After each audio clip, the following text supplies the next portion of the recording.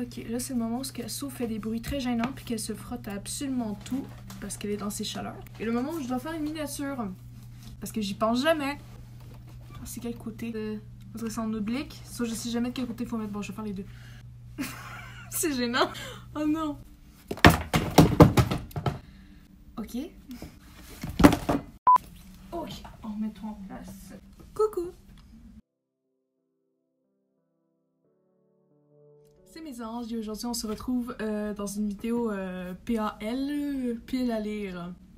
Je le dis sans cesse, il faut que je lise plus, il faut que je me mette plus sérieusement à la lecture.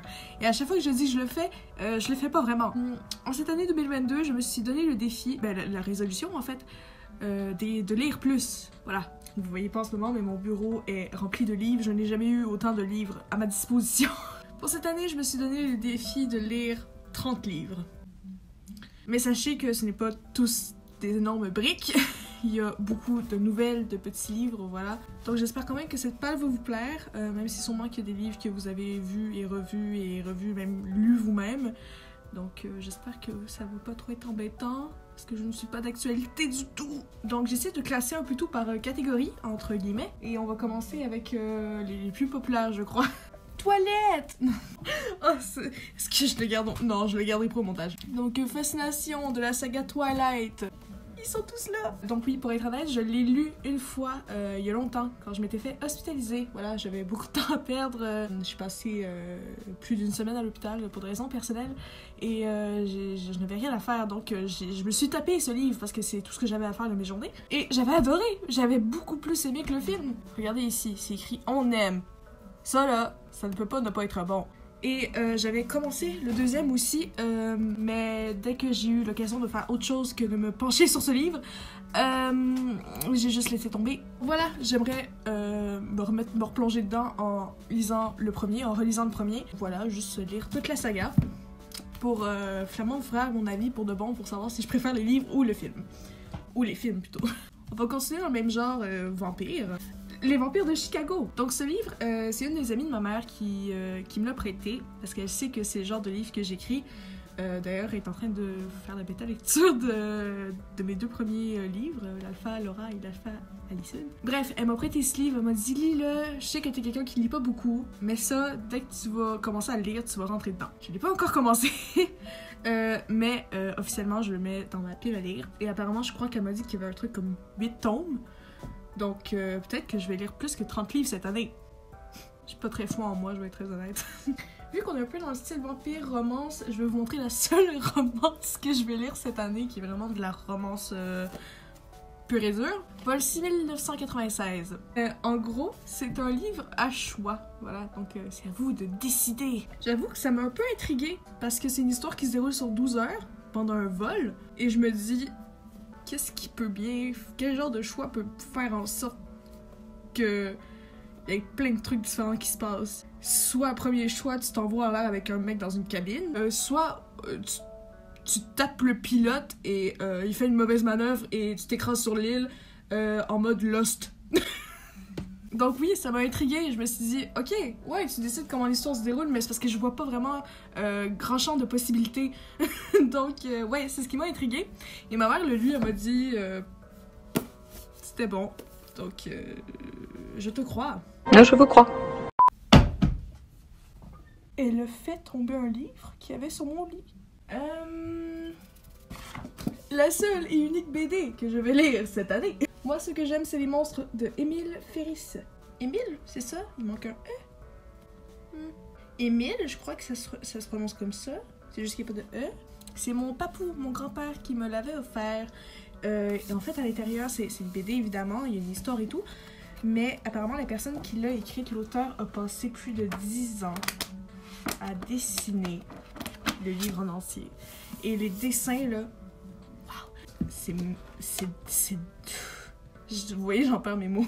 En fait, vraiment, ça a été fait en mode, je me casse pas la tête, mais il y a des couleurs et tout. On dirait vraiment que ça a été fait un peu style stylo 4 couleurs, là. Il y en a qui ressemblent un peu à des espèces d'affiches de spectacle, mais dans le genre Rob Zombie. Puis... Ah, attends, j'en ai une. Je trouve ça merveilleux. Ah, celle-là. Ah, elle est insane. Insane. Checkez ça. Waouh! C'est du travail merveilleux. Vraiment là, waouh! C'est si beau! Je capote. Donc voilà, c'est une BD, quand même une grosse BD, hein, que je mets dans ma pile à lire, voilà. Je l'avais déjà un peu vendue dans ma première vidéo conseil d'écriture. Picnic Land par Didi Chandouidoui. De la light fantasy, la seule fantasy qu'il y a dans cette pile à lire, de 10 volumes, voilà. Donc oui, ça compte pour 10 livres. Ils sont tout petits, je triche un peu, c'est vrai. Mais c'est pas grave, ça compte pour un livre. Moi, je suis refaite, donc voilà. C'est une light fantasy avec des fruits et des légumes. Donc si ça, ce n'est pas de l'originalité, je ne sais pas ce que c'est. Et en plus, ça a été fait par un artiste, si je peux me permettre, un créateur que j'admire énormément, autant pour son travail que son contenu, de la pertinence de son contenu, de la beauté de son contenu, de la profondeur, même s'il y a beaucoup d'humour, voilà, pour la profondeur, pour le deep de son travail, pour le cœur qu'il met, la passion qu'il met.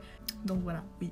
En fait, je me tarde surtout de voir si je vais reconnaître un peu, pas de reconnaître, mais de ressentir un peu l'essence de ce qu'on peut voir sur sa chaîne et tout. Je suis vraiment curieuse de voir si on va avoir ce genre de feeling-là. Et d'ailleurs, mon premier vlog lecture portera uniquement sur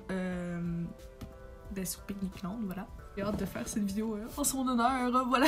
On passe à l'horreur, wouh! Donc là, on passe aux 3 grosses briques que je pense que c'est avec vraiment Twilight, la BD peut-être, puis ces 3-là de Patrick Sénécal, je vais avoir le plus de mal à terminer puis à garder un peu de fil en fait. Mais Patrick Sénécal, ça devrait être moins pire.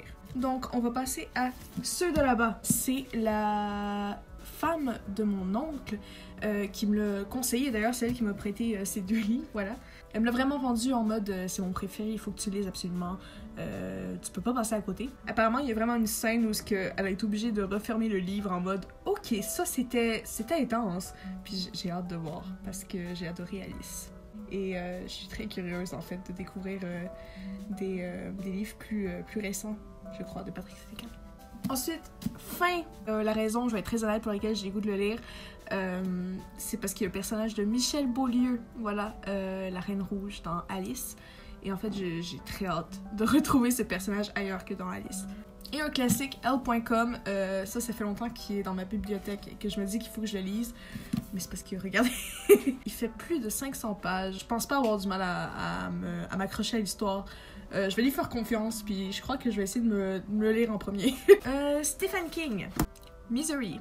Tous les auteurs, je crois, qui devraient lire cette histoire. J'ai vu le film, évidemment. Mais je me suis dit que ça devait être tout autre chose de le lire. Puis je vous l'avais vendu aussi dans ma vidéo conseil d'écriture numéro 1, qu'il fallait que je lise, et oui, il fallait que je le mette dans ma pile à lire. Un classique de Stephen King que, évidemment, tout le monde a vu le film, autant l'ancien que le nouveau, je crois. C'est ça. Vous pouvez constater qu'il est très amoché parce qu'il appartient à ma mère depuis très longtemps. Et en fait, je me suis dit... Parce que, honnêtement, les films m'ont pas tant... Je m'attendais à être... surtout avec le nouveau, en fait, je m'attendais à être un peu impressionnée. Je m'attendais à avoir peur, en fait, parce que j'ai très peur des clowns. Puis Flamand, je sais pas, j'ai un peu ri tout le long du film, je vais être très honnête. Fait que je me dis, est-ce que le livre est plus terrifiant que le film? C'est à voir. Après, pour finir, on passe à des livres que j'avais très hâte de vous présenter. C'est des nouvelles de la collection Frisson. Donc en fait, Frisson, c'est plein de petits livres, des nouvelles d'horreur. Un peu dans le style, je sais pas si vous avez connu l'émission Chair de poule, mais c'est un peu ça, mais version livre en nouvelles, puis c'est vraiment nice à lire. C'est ma mère qui m'a fait connaître ça quand j'étais jeune, parce que, je veux dire, ma mère lisait ça quand elle était plus jeune que moi. Elle lisait La Gardienne. C'est l'histoire d'une gardienne qui s'en va garder, évidemment, et qui se fait appeler par un espèce de maniaque. En fait, le personnage principal s'appelle Julie, et ma mère s'appelle Julie. Et elle lisait ça en allant garder. J'imagine pas la panique dans laquelle elle était de manière permanente. Elle nous avait un peu conseillé quand j'étais jeune, puis je pense que c'est une de mes premières lectures, La Gardienne. Je n'ai que le deuxième, le troisième et le quatrième, puis il me semble dans mes souvenirs qu'il y en avait 5 au total. En tout cas, bref, moi je vais adorer me remettre dedans, je connais déjà le personnage un peu, donc voilà. À chaque livre, c'est des auteurs différents, sûrement qu'il y en a qui reviennent tout dépendant des histoires, mais ouais, c'est ça qui est intéressant. Ici, on a délit de fuite, les freins crissent, mais c'est trop tard. J'aime bien les petites phrases pour te mettre... Chez Trixie, je sais pas pourquoi, mais ça a l'air un peu gore. Fièvre mortelle. J'ai failli ne pas le prendre parce que, puisque nous sommes en pleine période de COVID, je sens que ce livre va juste accentuer mon hypocondrie. Non, c'est pas vrai, je crois que ça va aller. L'étranger. Alors, l'image sur le livre me faisait penser un peu à Light Off. La silhouette me faisait penser un peu à ça, le genre de créature dans Light Off, voilà. Qui m'appelle? Mais wesh! Et le dernier, l'album Souvenir. Le premier film d'horreur que j'ai vu, c'était Saint-Valentin, avec David Boreanaz, qui joue Angel dans la série de Buffy.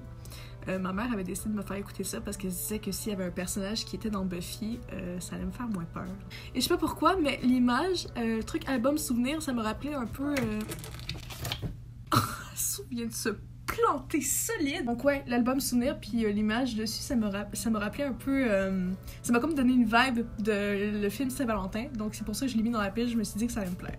Donc, c'est tout pour ma pile à lire. Il y aura plus de contenu sur cette chaîne, étant donné que je vais faire maintenant des vlogs lecture. N'oubliez pas de commenter pour me dire si vous connaissez les livres frissons. S'il vous plaît, j'aimerais ça savoir. Dites-moi, vous, c'est quoi votre pile à lire de cette année? Ça m'intéresse. Peut-être que je vais pouvoir trouver des petites perles dans vos listes. Passez une bonne journée ou une bonne soirée et on se retrouve bientôt dans une prochaine vidéo. Salut!